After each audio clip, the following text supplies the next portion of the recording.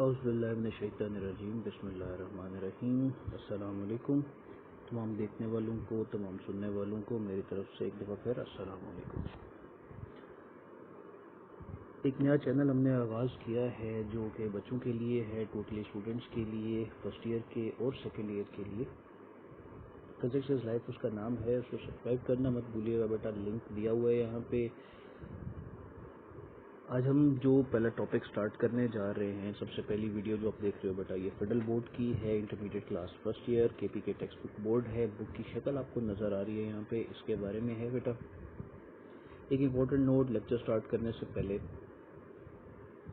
हर subject में ये tip चल सकती है, हर स्पेशली साइंस सब्जेक्ट में बहुत ज़्यादा इफेक्ट होता है इसका, लेकिन फिर भी साइंस में स्पेशली फिजिक्स में बहुत ज़्यादा हेडिंग्स और सीक्वेंस आप लेके बेटा काम आता है। सीक्वेंस क्या है? कोई भी टॉपिक आपने करना है बेटा तो उसका आपके माइंड में एक सीक्वेंस होना चाहिए। जब तक आपके माइंड में सीक्वेंस नहीं होगा आप उसको प्रॉपर लॉन्ग क्वेश्चन के तौर पर अटैम्प्ट नहीं कर पाएंगे। शॉर्ट हेडिंग ज़रूरी नहीं होता कि आपने एक ईच एंड एवरी हेडिंग जो है वो अपने बुक पे या आंसर शीट पे लिखनी है। उसमें आपके पास बहुत सारे ऑप्शंस होते हैं, बट अगर आप हेडिंग्स बनाते हो तो that will be very good for you and for the marks. एक और इम्पोर्टेंट छोटी सी चीज़, कोई भी टॉपिक, चाहे वो शॉर्ट क्वेश्चन हो चाहे वो लॉन्ग क्वेश्चन हो, थ्योरी और मैथमेटिकल पोर्शन फिजिक्स में बहुत ज़रूरी होते हैं। दोनों को साथ लेके चलना पड़ता है। ऐसा नहीं कि आप सारी की सारी थ्योरी लिख दो, मैथमेटिकल पोर्शन ना लिखो, या सारे का सारा मैथमेटिकल पोर्शन लिख दो, थ्योरी का पोर्शन ना लिखो, तो दोनों में मार्क्स कट जाएंगे बेटा। तो एक बैलेंस रख के चलना है बेटा आपने। अच्छा, आज का जो हमारा टॉपिक है जिसको हम स्टार्ट करने जा रहे हैं, that is addition of vectors by rectangular components. इसके बारे में थोड़ी सी डिटेल है बेटा।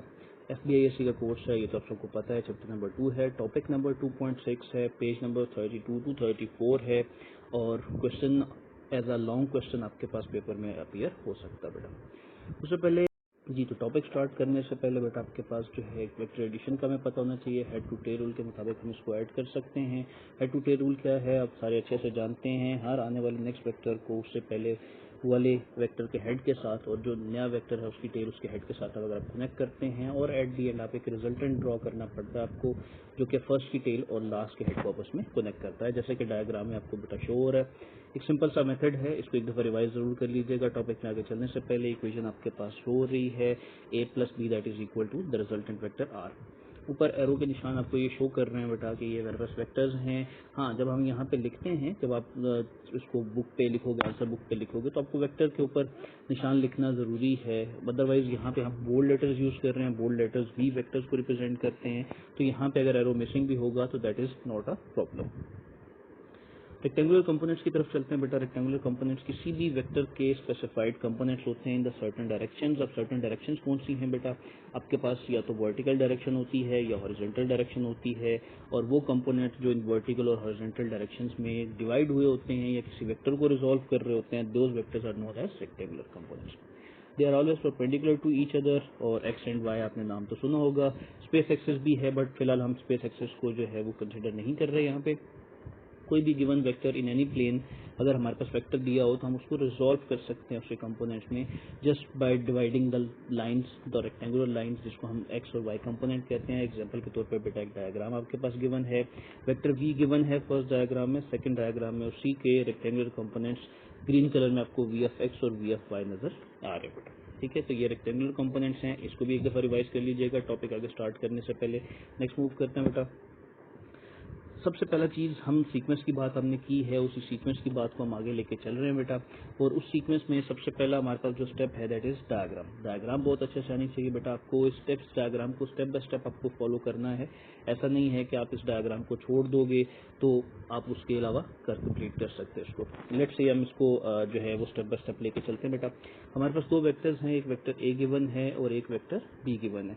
इस वेक्टर ए एंड बी के दो एंगल भी गिवन है, θ1 and θ2, which are along the x axis. और एक याद रखिएगा बेटा, थीटा डायरेक्शन को रिप्रेजेंट करता है, और डायरेक्शन हमेशा from the positive x axis और एंटी क्लॉकवाइज डायरेक्शन में ही होती है। ठीक हो गया। इन दो को हमने अभी ऐड करना है रेक्टेंगुलर कंपोनेंट्स के रिस्पेक्ट से, तो हम आगे मूव करते हैं बेटा। नेक्स्ट एक हमारे पास एक छोटी सी जी, तो बेटा एक छोटी सी वीडियो है, इस वीडियो को देखिएगा, फॉलो कीजिएगा, साथ साथ मैं आपको गाइड करता रहूँ। हमारे पास x and Y components given हैं। सबसे पहले हम उसको जो है वो अप्लाई कर लेते हैं, लिख लेते हैं। एक्स कंपोनेंट गिवन है, वाई एक्सिस हमारे पास गिवन है बेटा। अब जो दो वेक्टर्स हमारे पास गिवन थे, वेक्टर ए उसको हम ड्रॉ कर लेते हैं और हेड टू टेल रूल के मुताबिक हम वेक्टर बी को उसके साथ ज्वाइन कर लेते हैं बेटा। ये आपके पास वेक्टर ए हो गया और ये आपके पास है वेक्टर बी। जैसे कि आपको हेड टू टेल रूल में पता है कि ए और बी को ऐड करें तो हमारे पास एक रिजल्टेंट बी ड्रॉ करना पड़ता है ताकि head to tail rule complete किया जाए बेटा। ये आपके पास रिजल्टेंट हमने ड्रॉ कर लिया बेटा। रिजल्टेंट को भी हम वेक्टर की फॉर्म में साथ में लिख लेते हैं बेटा, that is R is equal to A vector plus B vector. अब आप वेक्टर्स को हमने इनके कंपोनेंट्स में डिवाइड करना है, एक्स एंड वाई एक्सिस में डिवाइड करना है, तो हम इनको स्टार्ट करते हैं। सबसे पहले ए के वेक्टर्स ए को रिजोल्व करते हैं। इसके रेक्टेंगुलर कंपोनेंट्स में दो परपेंडिकुलर लाइंस होगी बेटा। एक हमारे पास जो हॉरिजॉन्टल है that is A of X and जो वर्टिकल जो रिप्रेजेंट कर रहा that is A of Y.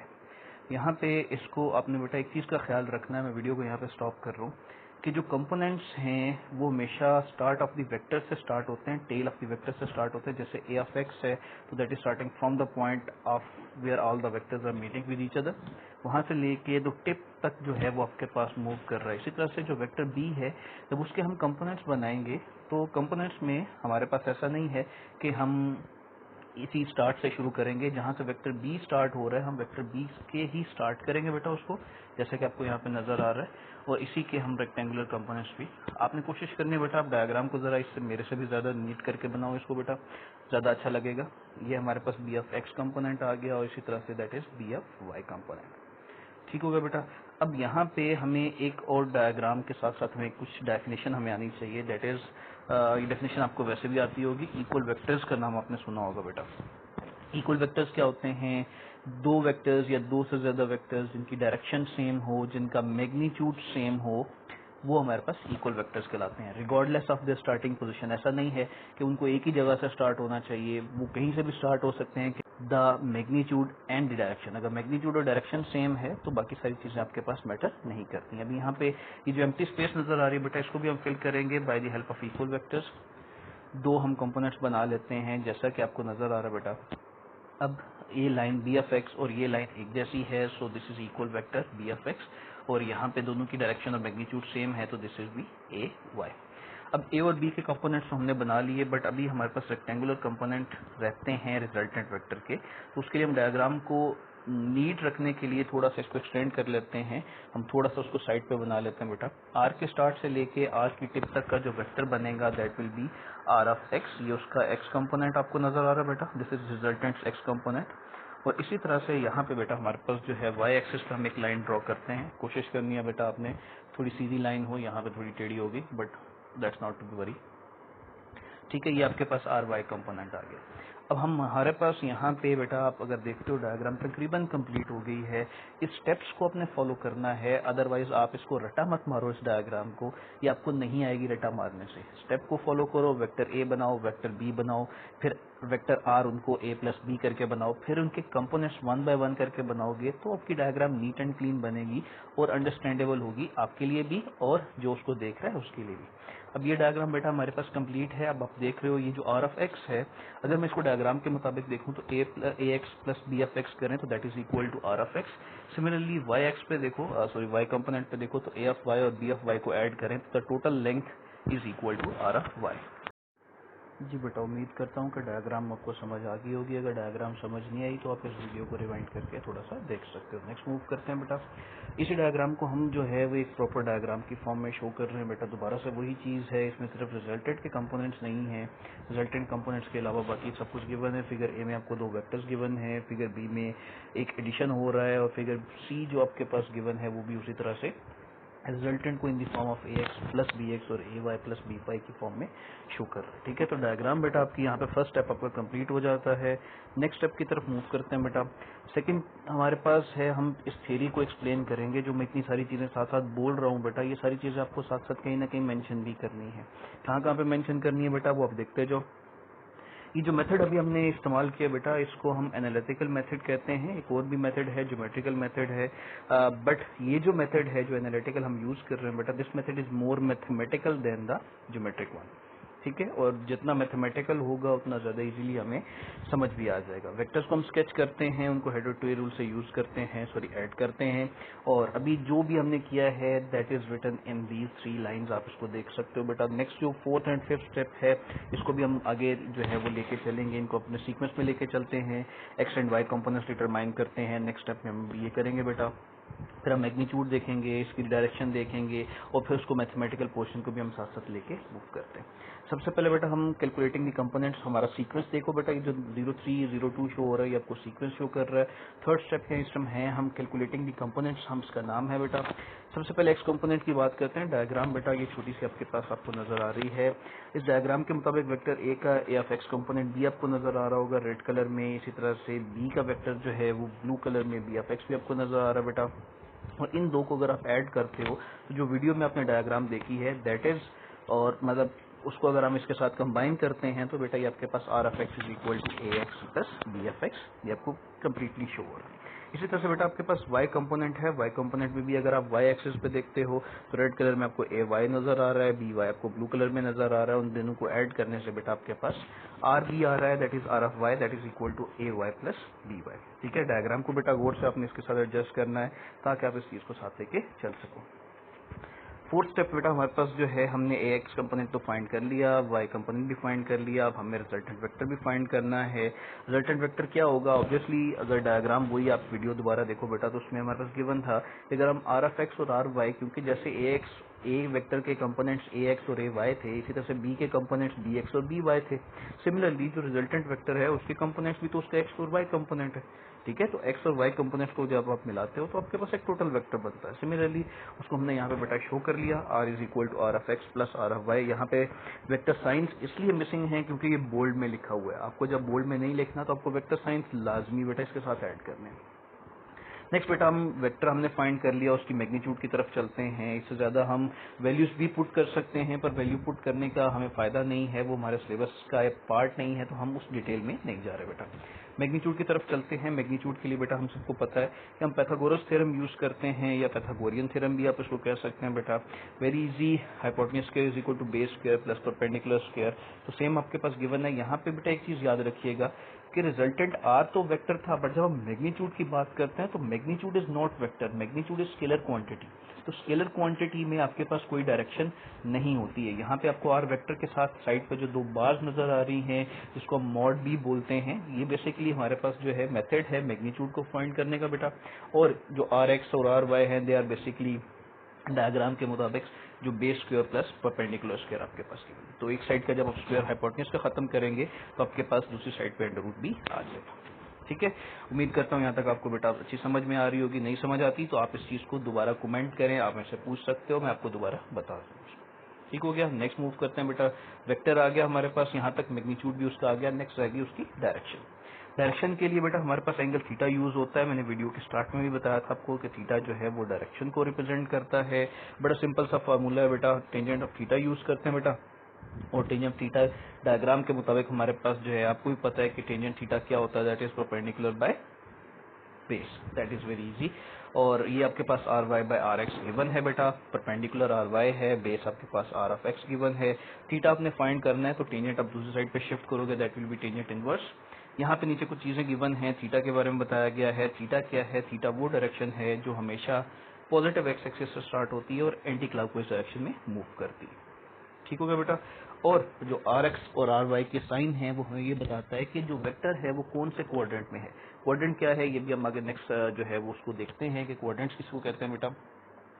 Next हम एक प्रोसीजर फॉलो करते हैं जिससे हमें पता चलेगा कि जब हम न्यूमेरिकल्स करते हैं तो न्यूमेरिकल्स के लिए सिर्फ इसकी theta is equal to tangent inverse R Y by R X लगा के आप सारी चीजें फाइंड नहीं कर सकते बेटा।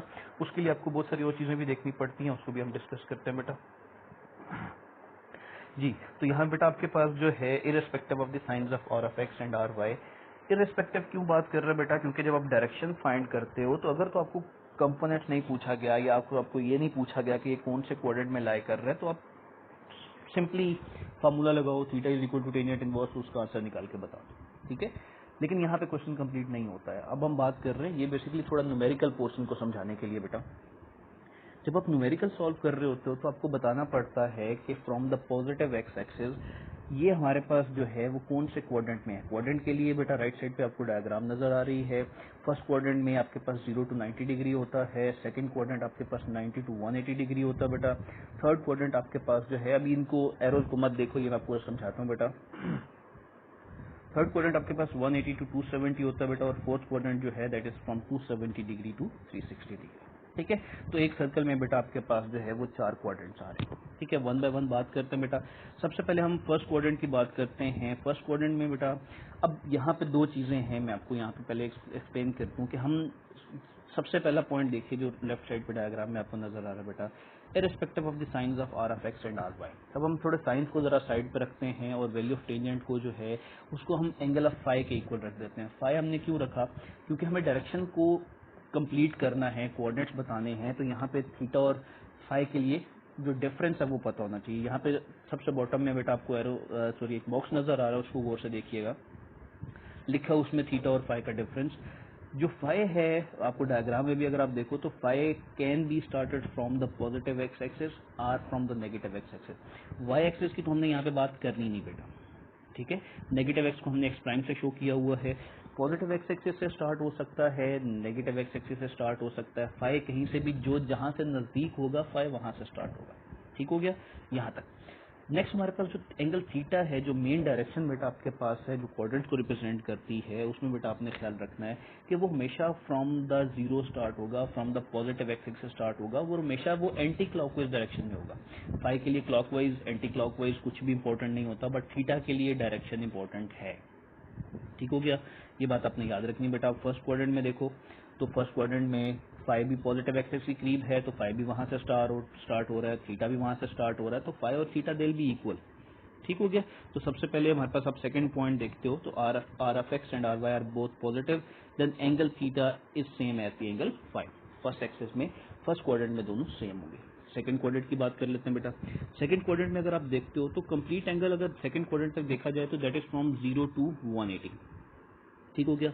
फाई की बात करते हैं तो वेक्टर हमारे पास ग्रीन कलर में बेटा हमें शो हो रहा है। अब वेक्टर के लिए फाई को अगर देखा जाए तो फाई तो नेगेटिव एक्सिस से करीब था, तो वो नेगेटिव से आपके पास आ गया बेटा। ठीक है, जबकि टोटल एंगल जो थीटा है that is starting from the zero from the positive x axis. अब यहाँ पे जो हमें आंसर फाइंड करना है, उस आंसर में जब हम थीटा लिखेंगे तो एक फार्मूला लिखा हो बेटा that is 180 degree minus five. कोई मुश्किल नहीं है, टोटल एंगल देखो 180 डिग्री बनता है, उसमें से अगर आप फाई को माइनस कर देते हो तो आपके पास बाकी एंगल कितना रह जाता है, दैट इज थीटा। ठीक है, तो आपने फाई फाइंड करना है और 180 में से उसको माइनस करोगे तो आपके पास टोटली एंगल थीटा आ जाए। ठीक हो गया। सिमिलरली बेटा आपके पास जो है वो फोर्थ स्टेप अगर आप देखते हो तो आपके पास थर्ड क्वाड्रेंट की बात करते हैं। थर्ड क्वाड्रेंट में इसी तरह से है, उसमें क्या बेटा 180 तक तो आपको कंप्लीट लाइन नजर आ ही रही है। उसके बाद आगे फाई जो है फ्रॉम नेगेटिव एक्स एक्सिस से स्टार्ट हो रहा है, फिर एंगल थीटा भी उसको आगे कंटिन्यू कर रहा है, तो टोटल आपके पास this will be 180 plus five. यहाँ पे जो थीटा की वैल्यू होगी that will be 180 plus five. ठीक हो गया। थोड़ा सा इसको बेटा आराम से रिपीट करके मेरी बातों को सुनिएगा, ये इंपॉर्टेंट है, ये न्यूमेरिकल के रिस्पेक्ट से बहुत इंपॉर्टेंट है। इसी तरह से फोर्थ और यानी कि लास्ट क्वाड्रेंट की तरफ चलते हैं बेटा। वहां पे पॉजिटिव एक्सिस के करीब था तो फाइव तो पॉजिटिव से स्टार्ट होकर क्लॉकवाइज आ गया, बट अगर आप उसको थीटा को देखते हो तो theta starting from the same x axis positive and going anti clockwise till the vector comes. ठीक हो गया, तो उसमें बेटा आपके पास जो टोटल एंगल है दैट इज 360 माइनस फाइव। तो यहाँ पे डायरेक्शन के लिए बेटा आपके पास जो है ये जो फॉर्मूलाज गिवन है at the end of every point वो बहुत इंपॉर्टेंट है बेटा, और ये जो डिफरेंस गिवन है इसको आपने गौर से देख लेना। उम्मीद करता हूँ यहाँ तक सारी बात समझ में आ गई। नहीं समझ आई तो बेटा आप इसको कमेंट सेक्शन में नीचे लिख सकते हो, मैं आपको दोबारा बता सकता हूँ, मेरे से पूछ सकते हो बेटा। नेक्स्ट मूव करते हैं बेटा। अब हमारे पास तकरीबन टोटल स्टेप्स कंप्लीट हो चुके हैं, उन्हीं स्टेप्स को हमने जो है वो एक पॉइंट्स की फॉर्म में समराइज कर दिया। देखते हैं बेटा, सबसे पहले आपके पास जो है हमने कोऑर्डिनेट एक्सेस बनाए, फिर हमने एक्स कंपोनेंट फाइंड किया, वाई कंपोनेंट फाइंड किया, फिर हमने उसका मैग्नीट्यूड फाइंड किया, टोटल वेक्टर फाइंड किया, उसकी हमने डायरेक्शन फाइंड की। ठीक है, और ये सारी चीज़ें ये वही पॉइंट्स हैं जो हमने कंबाइन करके इन 5-6 पॉइंट्स में लिखते हैं। ठीक है, और last one not the least one, उम्मीद करता हूँ बेटा कि इजी था और आपके लिए आपने अच्छे से इसको समझ लिया होगा। जो चीज़ समझ नहीं आती बेटा आप दोबारा पूछ सकते हो। अगर वीडियो पसंद आई बेटा तो इसको लाइक भी कीजिएगा, इसको अपने दोस्तों के साथ शेयर भी कीजिएगा, कमेंट करना मत भूलिएगा कौन सी चीज़ मुश्किल लगी ताकि उसको ज़्यादा आसान किया जा सके बेटा। और जो टॉपिक्स आपको फर्स्ट ईयर या second year even second year के स्टूडेंट्स के लिए भी नेक्स्ट वीडियो आ रही है बहुत सून बेटा। अगर आपको ये कोई टॉपिक नहीं आता है तो आप वो टॉपिक्स मुझे भेज सकते हो बेटा, ताकि उसके लिए हम उसको मज़ीद अपनी नेक्स्ट वीडियोस में शामिल किया जा सके। एक और इम्पोर्टेंट बात बेटा, नीचे लिखा हुआ तो आपको नज़र आ ही रहा होगा, सिचुएशन है, सबको पता है वायरस फैला हुआ है, हर चीज़ डिस्टर्ब है, सारी रूटीन डिस्टर्ब है बेटा, बट पढ़ना नहीं भूलना, सीखना नहीं भूलना, यही टाइम है। इसको एंजॉय तो करना है, लेकिन एंजॉय करने के साथ साथ बेटा इसको यूटिलाइज भी करना है। ज़्यादा से ज़्यादा इसको गेन करो, जो चीज़ रह जाती है उसको बार बार करो, जो चीज़ नहीं समझ आती, टीचर्स ने आपको सारी फैसिलिटीज़ दी हुई हैं, ठीक है, उनको यूटिलाइज करो, ठीक है। फैसिलिटीज़ के साथ साथ आपके पास टेक्नोलॉजी बहुत गिवन है, उसको यूटिलाइज करो। इस टेक्नोलॉजी का यूटिलाइज करते हुए अपने आप को अच्छे के लिए प्रिपेयर करो, ठीक है। ऑल द बेस्ट बेटा।